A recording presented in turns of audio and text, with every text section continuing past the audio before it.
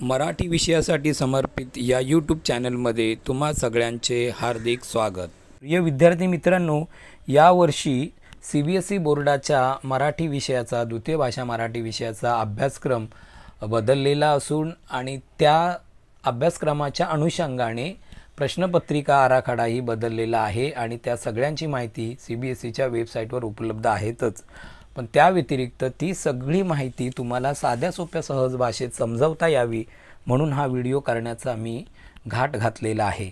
प्रिय विद्यार्थी मित्रांनो, इयत्ता 9वी साठी 2024-25 साठी जो अभ्यासक्रम आहे त्या अभ्यासक्रमाची माहिती, त्याचबरोबर बदललेला जो प्रश्नपत्रिका आराखडा म्हणजे पेपर पॅटर्न आहे त्याची माहिती आपण करून घेत असतानाच ती माहिती मी तुम्हा सगळ्यांना मराठी आणि त्याचबरोबर हिंदी व इंग्रजी भाषेत देणार आहे, जेणेकरून जे अभाषिक मराठी किंवा अमराठी विद्यार्थी आहेत त्यांना सुद्धा या व्याख्यानाचा लाभ होऊ शकतो।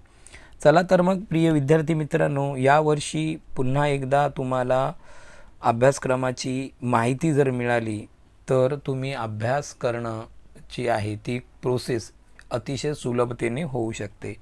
तर हे तुमच्यासमोर आपल्या अक्षर भारतीचं इयत्ता 9वीचं पाठ्यपुस्तक आहे।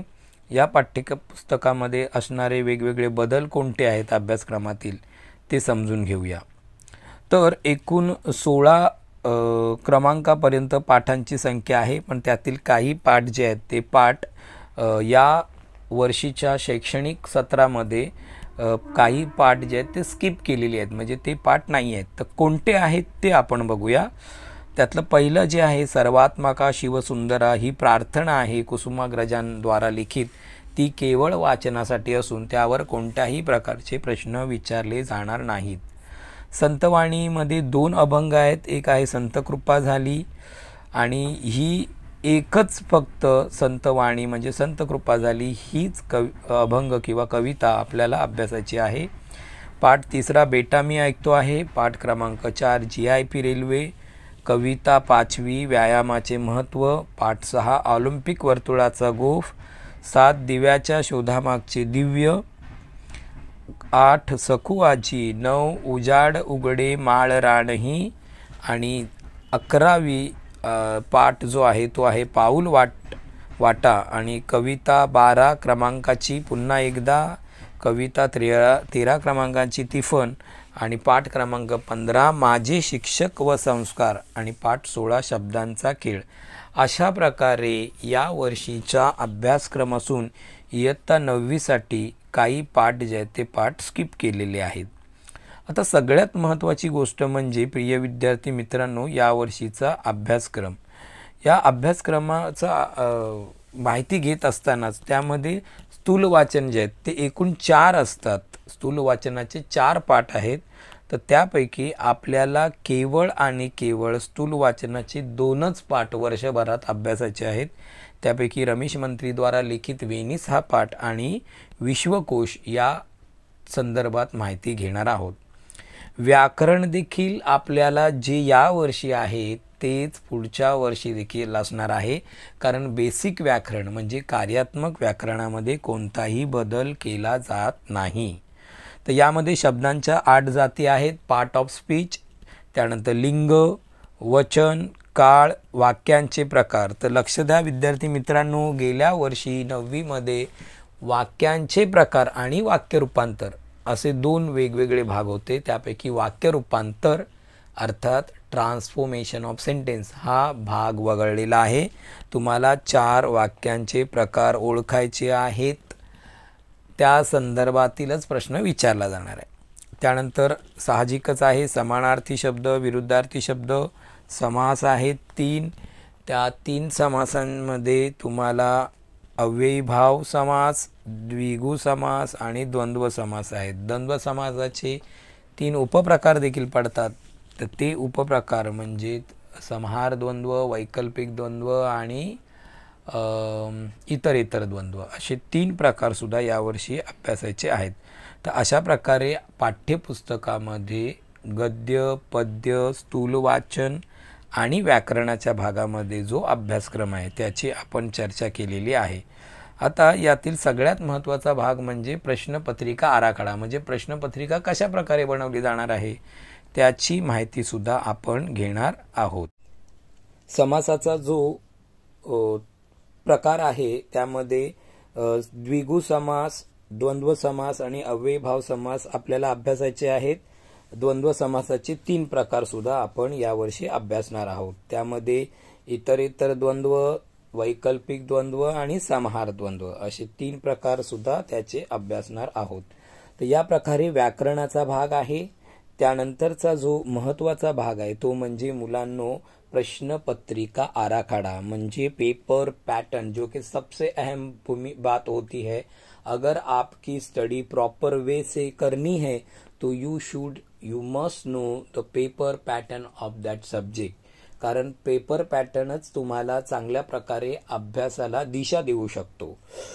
यामध्ये एक वाक्यप्रचार आहे, एक सुविचार आहे, माफ करा. हा सुविचार मी माझ्या लहानपणापासून ऐकत आलेलो आहोत. एका शाळेमध्ये मी तो वाचलेला होता. तो सुविचार असा होता की गणिताच्या जंगलात जाताना सूत्रांची तलवार हाती घ्यावी लागते.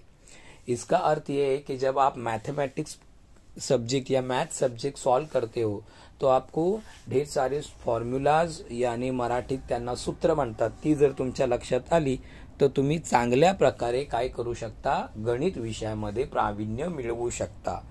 तो यही बात यहाँ लागू होती है. कैसे कि जब आप पढ़ते हो तो अगर आपको पेपर पैटर्न पता चलेगा कि किस तरह से पढ़ाई करनी है तो आप बखूबी उसका जो आपकी पढ़ने की पद्धति है या जो आपका पढ़ने का एक क्या कहेंगे हम उसे, एक पैटर्न होता है, तो उस पैटर्न से पढ़ के आप अच्छे मार्क्स ला सकते हो.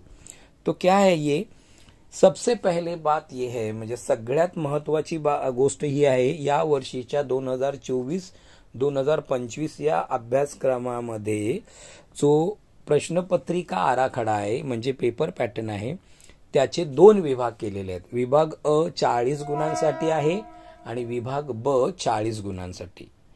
तर लास्ट इयर पर्यंत हे एकूण किती विभाग होते, 4 होते, अ ब क ड.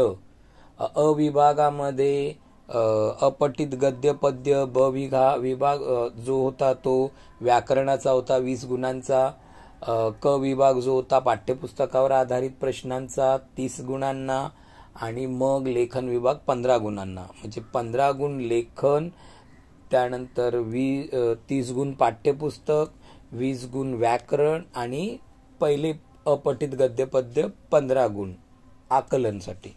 असे विभाग यावर्षी नाही आहेत. यावर्षी केवळ आणि केवळ 2 विभाग आहेत. त्यामध्ये अ जो विभाग आहे तो 40 गुणांसाठी आहे. त्यात काय आहे बरं, तर त्यामध्ये अपठित गद्य उतारा येणार आहे, ज्याची शब्दमर्यादा 150 ते 200 वर्ड्स असून तुम्हाला 7 प्रश्न विचारले जातील MCQ टाइप, आणि त्याचे तुम्हाला फक्त 5 त्यातील प्रश्न लिहायचे आहेत. दुसरा पण अपठित गद्य उतारा असणार आहे आणि तो सुद्धा MCQ प्रकारचा असून त्याचे 5 गुण तुम्हाला मिळणार आहेत. असे एकूण अपठित गद्य 5-5 गुणांसाठी 2 असणार आहेत, एकूण 10 गुणांसाठी ते असतील. त्यानंतर आहे व्याकरण विभाग. जो व्याकरण विभाग 20 गुणांसाठी अगोदर होता तो आता देखील आहे. त्यामध्ये सुद्धा MCQ टाइप प्रश्न असणार आहे. शब्द जाती यानी पार्ट ऑफ स्पीच का जो टॉपिक है उसके ऊपर आपको 4 मार्क्स होंगे. काळ ओळखा व बदला, म्हणजे काळ टेन्स चेंज करणं, आणि म्हणजे एक वाक्य दिलं जाईल आणि त्या वाक्याच्या पुढे सूचना दिली जाईल की हा काळ कोणता आहे तो ओळखा, या वाक्यातला काळ, किंवा एक वाक्य दिलं जाईल आणि त्यापुढे सूचना दिली जाईल की या वाक्याचं वर्तमान काळ, भूतकाळ, भविष्यकाळ, अपूर्ण, पूर्ण, जे कोणताही प्रकाराचा त्यात वाक्याचे त्या काळामध्ये बदल करायचा आहे. तर असा तो 3 गुणांसाठी. आणि सगळ्यात अतिशय सोपा म्हणजे वाक्यांचे प्रकार जे 3 गुणांसाठी आहेत, असा हा एकूण 20 गुणांचा जो आहे व्याकरण विभाग आहे. त्यानंतर समानार्थी शब्द 2, विरुद्धार्थी शब्द 2, लिंग बदला 2 आणि वचन बदला 2 असे एकूण प्रत्येकी 2 म्हणजे 8 गुण जे आहेत समानार्थी विरुद्धार्थी लिंग वचन यासाठी असणार असून समास 2 गुणांसाठी विचारला जाणार आहे मुलांनो. तर अशी ही व्याकरणाची व्यवस्थित पूर्वतयारी जर तुम्ही केली तर निश्चित खात्री बाळगा 20 पैकी 20 सुद्धा गुण व्याकरणात मिळू शकतात, की जो आजपर्यंत सगळ्यात कठीण भाग समजला जायचा. त्यानंतर आहे पाठ्यपुस्तक. आता मात्र इथे एक थोडा बदल झालेला आहे विद्यार्थी मित्रांनो, आणि तो तुम्हाला अतिशय चांगले गुण मिळवून देणारा बदल आहे, म्हणून तुमच्यासाठी आनंदाची गोष्ट आहे बरं का. तर कोणती बरं? तर या वर्षीच्या प्रश्नपत्रिकेच्या आराखड्यामध्ये तुम्हाला टेक्स्च्युअल पॅरेग्राफ म्हणजे आतापर्यंत 30 गुणांना जो गेल्या वर्षीपर्यंतचा पाठ्यक्रम होता त्यामध्ये 30 गुणांना पाठ्यपुस्तकावर आधारित प्रश्न विचारले जायचे. रिकाम्या जागा असतील, त्यानंतर एका वाक्यात उत्तरे थोडक्यात असेल किंवा संदर्भासहित असेल, हे सगळे प्रश्नच विचारले जायचे. पण या वर्षी एक पॉझिटिव्ह बदल हा आहे की तुम्हाला टेक्स्च्युअल पॅरेग्राफ सुद्धा येणार आहे. म्हणजे पाठ्यपुस्तकापैकी एक पॅरेग्राफ, तुमच्या लेसनमधला कोणताही एक पॅरेग्राफ आणि कोणतीही कवितेचा एक पॅरेग्राफ, एखादी कविता तुम्हाला विचारली जाणार आहे आणि ते सुद्धा MCQ टाईप म्हणजे पर्याय दिले जातील. आणि अशा प्रकारे तुम्हाला 5-5 गुणांसाठी म्हणजे 10 गुणांसाठी 2, एक गद्य एक पद्य, पाठ्यपुस्तकातील गद्य पद्यांवर आधारित हा प्रश्न असणार आहे. म्हणजे अतिशय उत्तम गुण मिळवून देणारे हे जे आतापर्यंत आपण बघितलं विद्यार्थी मित्रांनो, ते सगळं 40 गुणांसाठी असणार आहे.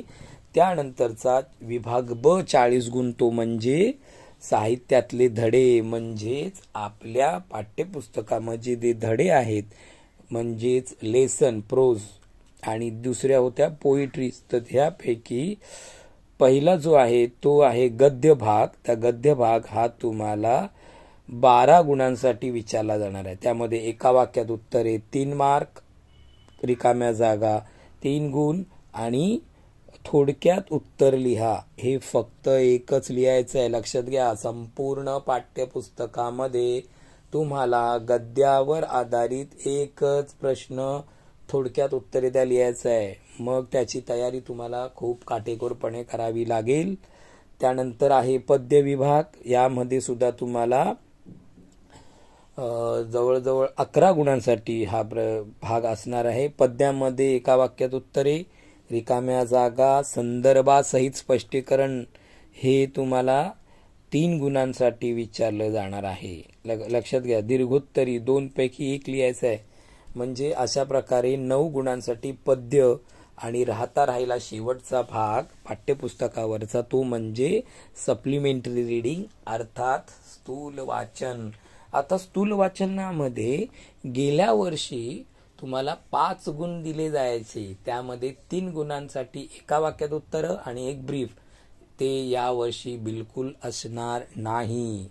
परत एकदा ऐका, यावर्षी स्थूल वाचनावर फक्त 2 प्रश्न विचारले जातील आणि 3 प्रश्न विचारतील, कोणतेही 2 लिहायचे आहेत. 2 गुणांसाठी प्रश्न असणार आहे आणि सगळ्यात महत्वाचं म्हणजे केवळ 2 स्थूल वाचनाचे पाठ आणि त्यावर 2 गुण. अशा प्रकारे हा जो आहे भाग तो आहे गद्य पद्य आणि त्याचा शेवटचा एक भाग आहे लेखन. लेखनामध्ये अर्थातच अतिशय उत्तम असा बदल झालेला आहे.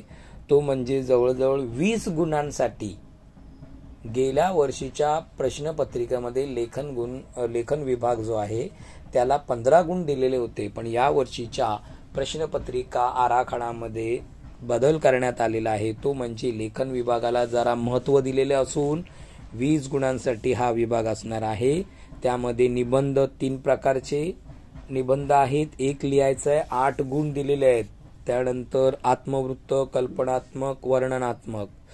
दुसरा आहे कथा, कथेला 5 गुण असायचे, आता 7 दिलेले आहेत आणि त्यामध्ये पण शीर्षक सुद्धा आणि तात्पर्यही लिहिणं बंधनकारक आहे.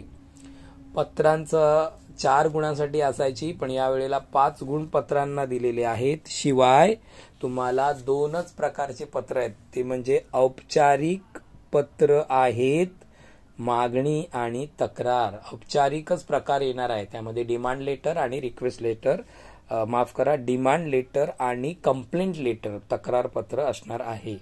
तर अशा प्रकारे एकंदरीत 80 गुणांचा हा प्रश्नपत्रिका आराखडा आपण समजून घेतलेला आहे. त्यामध्ये 20 हे अंतर्गत मूल्यमापन म्हणजे इंटरनल असेसमेंटमध्ये, मग त्यामध्ये तुमच्या टाइमली असाइनमेंट सबमिशन असेल, पिरियॉडिक टेस्ट ज्या होतात, काल चाचणी ज्याला आपण म्हणतो मराठीमध्ये, पिरियॉडिक टेस्ट म्हणजे काल चाचणी, म्हणजे त्यांच्या युनिट टेस्ट वगैरे वगैरे जे काही ते, त्यानंतर तुमची नोटबुक सबमिशन, त्यानंतर सगळ्या गोष्टी ज्या आहेत त्या त्यामध्ये अंतर्भूत असणार आहेत.